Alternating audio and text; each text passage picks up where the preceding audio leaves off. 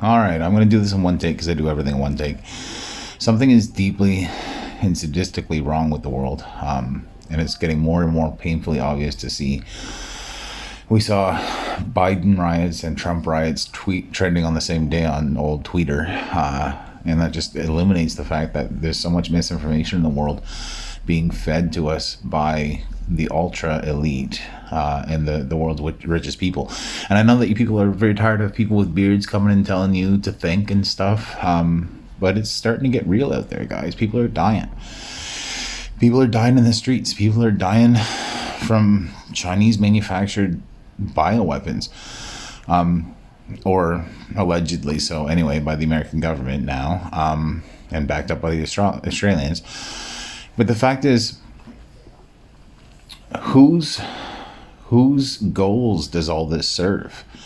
Whose goals does it serve to have Biden up against Trump and Biden can't even form a sentence half the time? Whose goals was it to have Hillary against Trump? Whose goals are it to keep us with masks on and to keep us compliant and to keep us in fear of going outside or interacting with other people? And I mean, there's a lot of champions of this Plandemic thing out there, and they're asking us to look at the numbers. They're asking us to look at comorbidity rather, and see how many people have actually died just from COVID out of these numbers that they're shoving down our throats. And I mean, anybody with a brain instantly labels that stuff as conspiracy theory or edge, whatever they call it, edgy something. But the thing is, why are we programmed to instantly dismiss stuff if the collective thinks that it's wrong? And I mean, the Greeks had a word for that. They labeled it as a logical fallacy. They called it argumentum ad populum. And basically that means that it's the bandwagon theory. So if everybody's on the bandwagon, that doesn't necessarily mean that it's true. And believing that it's true instantly makes you at fault of a logical fallacy, which means that you've made a logical error there. And the thing is, like, smart people don't agree with argumentum ad populum. Like, smart people, and I'm not a doctor, I haven't even graduated anything, but my point is, doctors believe in the scientific method, and the properties of the scientific method are that you'll reevaluate new data and apply it to a given scenario or a given process or a given solution. And that's why you don't see PhDs in politics. That's why you don't see PhDs in Canada here in Parliament or in the States in the Senate or the Congress, is because that's a really bad thing to do in politics. If you go against your word when you were campaigning, then people lose trust in you and you won't get another vote, and you might even get kicked out. So the point is, like, if you're given new data and you have to reevaluate your opinion or your thoughts or your processes or your solutions, and you can't do that under the public eye because the public will disown you, then PhDs just don't go into politics. And that's fact. You can look that up. You can look at the percentage rate of PhDs in Canada versus in Parliament, and it's sickening. Smart people don't do politics.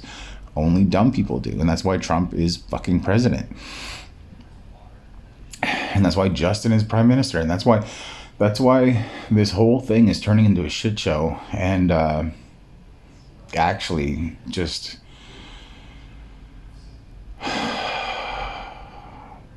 I mean, Trump is a reality TV star, and we seem to forget that, and then they voted him in as president.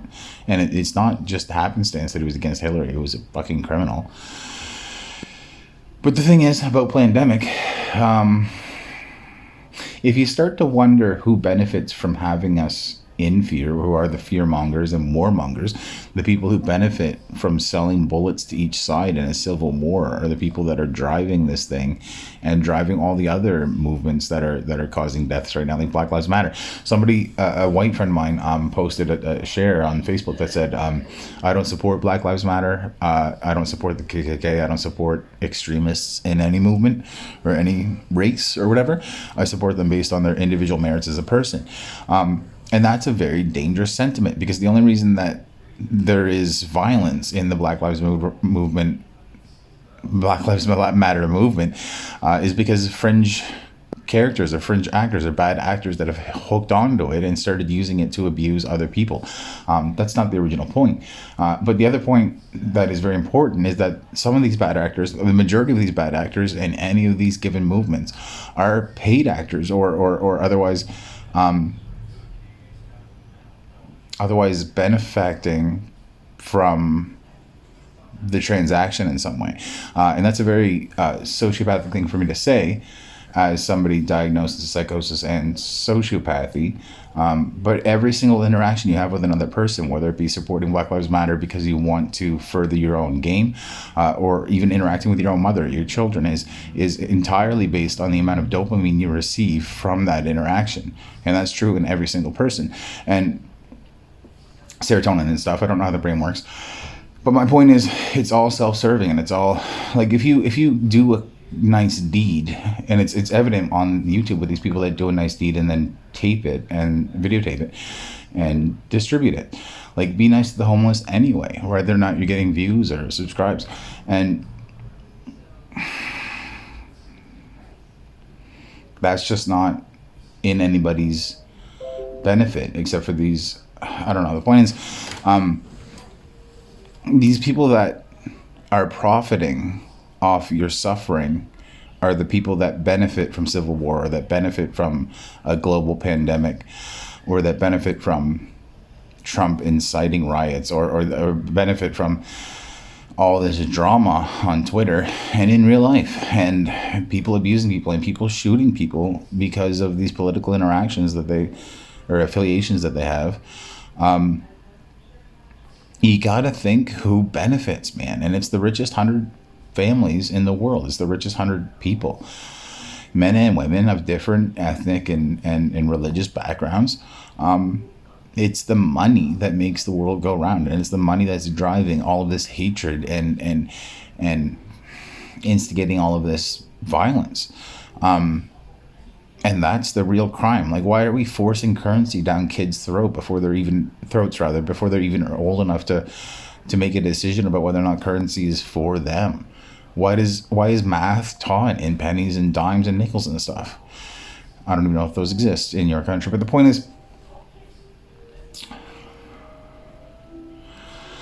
there's going to be not much left after this is all said and done of what your original civil rights and liberties were, regardless of where you are, because they're being systemically torn from you without your consent, in order to further benefit the rich.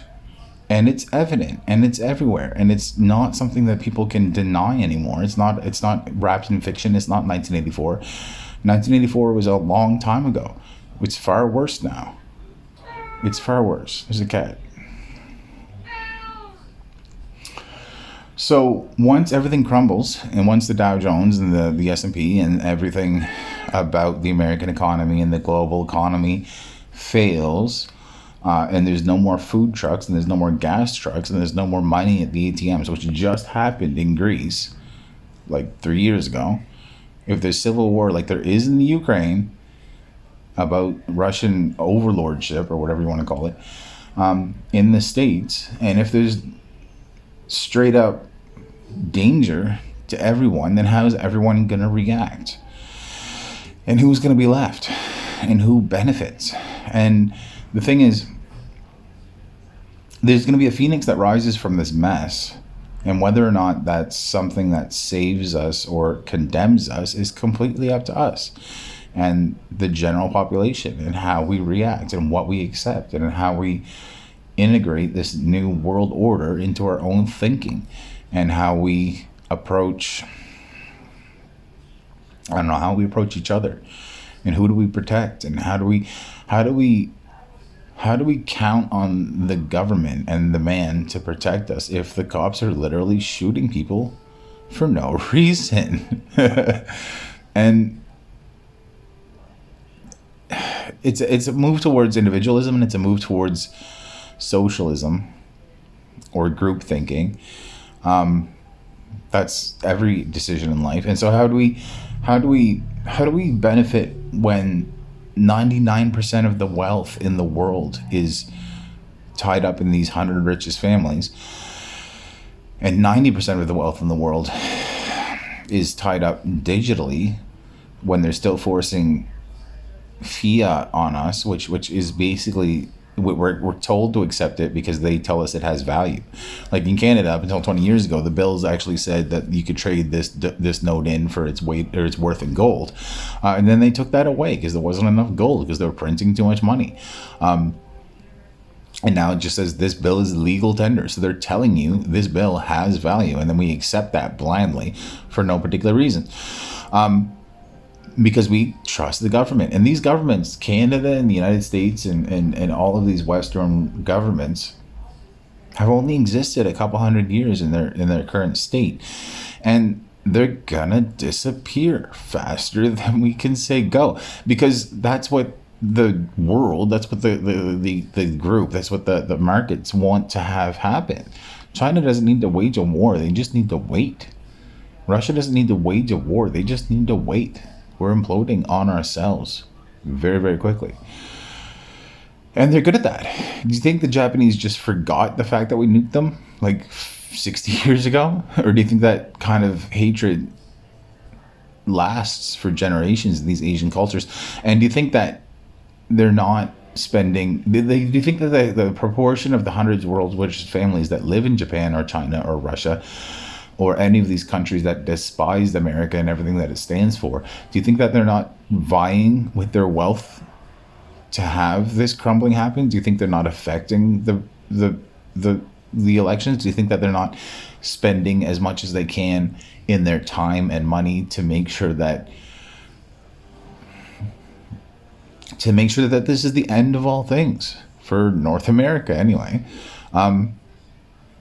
And how do we stop that? How do we realize that these foreign actors and these bad actors all over the place have their own incentivization to make sure that we don't succeed? And how do we rally? How do we communicate? How do we get the message out? I don't even know what my message is. I don't even know what the point of this video is. I just know that it needs to be said. And it needs to be consumed, and it needs to be understood by people that can actually effect some kind of change that changes. And I mean, that's the point of the scientific method, is that the change needs to change with the needs of the time. And I mean, that's why everlasting change, and I used to say that all the time, everlasting change is an oxymoron, because it can't be everlasting if it's going to be changed. If it's changing, it needs to change as the experiments variables change, and we need some kind of change that's actually going to benefit the average Joe or the Susie Q. And none of the solutions that exist in the world will suffice. And the thing is, the world has enough resources. We have enough technology. We have enough artificial intelligence. We have enough robots to provide for every single person in the world's basic needs. Except greed won't let us. And how messed up is that? People are dying in the streets in Vancouver and even in Halifax, which is not that far from where I am. And even like in every city in the world, people are dying in the streets because they don't have enough food, or they don't have shelter, or they don't have access to medical care. And that is sickening. That's terrible. And the only thing stopping us from actually helping everyone are these paradigms, are these assumptions, are these things that are forced down our throats by the people that own all of the media and that influence thought and that create the memes. There's a lot of memers out there that don't mean to do anything with their memes. They're just trying to get a reaction. But the thing is, the reaction and the meme are both crafted by people that are unbelievably sadistic. And I said that at the beginning of the video.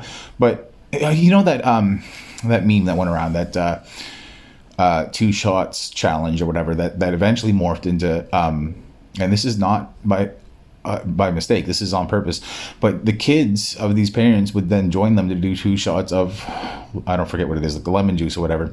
And the thing is, that's a room full of people in suits men and women of different ethnic and religious backgrounds, that said, how do we normalize drinking at a very young age and make it subliminal and make it so that the people involved in the advertisement want to share that advertisement and challenge other people to take part in the advertisement and have it be an everlasting memory of these children so that they'll grow up and think that drinking is cool. And I mean, I don't mind a drink, but why do we normalize shit to 6-year-olds if it's going to damage them and if it's going to sacrifice them and if it's going to throw them under the bus? And why do we accept the fact that these people, and these are just wage slaves too, these aren't even people that benefit from selling liquor to 6-year-olds. This is the corporate entity that makes billions by throwing children under the bus. Actual children, everybody's children. That's horrifying. But yeah, I guess my point is just don't dismiss everything that's counter to popular opinion as a fringe theory, is what it was called. A fringe theory, or conspiracy theory, or whatever. Fringe artist, I don't know. Just try to think and try to realize that there are components at play that are designed to keep you disenfranchised. And that's not what the founders of the countries that we live in had wanted. They wanted you to be able to afford a house without getting in debt to do it. They wanted you to be able to afford your car. They wanted you to be able to afford a piece of a factory. Like, not even a small piece, not even like a capitalist market, like a equity share, not even one share of Apple. They wanted you to be able to start your own companies at your own will, without debt and without risk. They wanted to lessen the amount of hours people worked in a week with the Industrial Revolution, and we just end up working more because the people that capitalized on it, the capitalists involved, said, how do we make more money? And now that we have most of the money, how do we make more? And the Bolsheviks and the French, they decapitated all their wealthy and their czars and their princes and their kings and their royalty. And they said, we don't want that. And then when we were over here, we were being taxed without representation and all that. I mean, I say collectively for North America, but the thing is, we decided to revolt and kill I don't know how many people in order to have our own system that wasn't disenfranchised. And then it was all torn and reconstructed and the assumptions were changed, and now we're disenfranchised from birth. It's a form of slavery, and nobody really understands that. And that sounds like white privilege, but it's not white privilege. It's a form of slavery. The lack of choice and the lack of ability to be financially independent, and people are starving themselves. There's, I mean, like not even the homeless, but everybody is starving themselves if they're from a younger generation on the average, because the economy is in such shambles and was for 40 years now, and it's just getting worse just now, epically. But there's a study released that said that millennials are eating out less, and they're also shopping for food less, which is paradoxical because that means they're just not eating, which is a really funny way of saying they're starving themselves because they have no money, or the money they have they spent is on liquor, or they spent on liquor rather, or whatever vice that they have to keep them not sober for a day. And that's really powerful because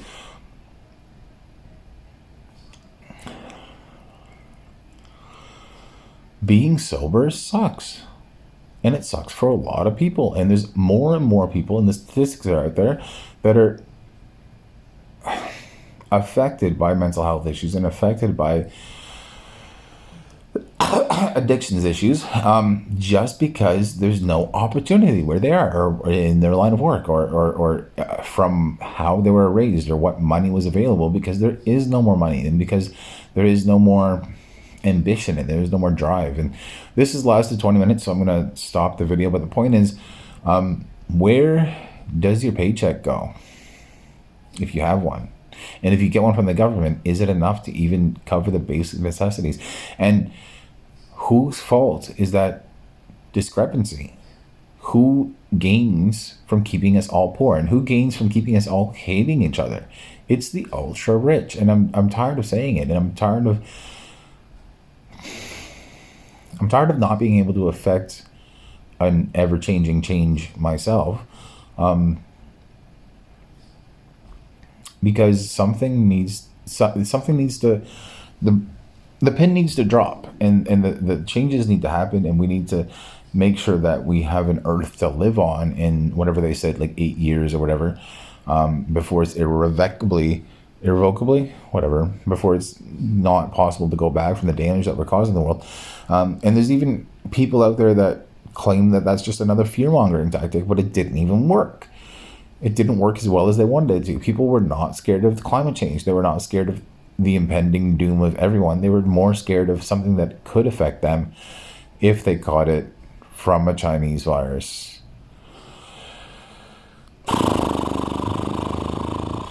So who manufactures consent, and who manufactures fear for their own benefit, guys? That's the question. All right, goodbye.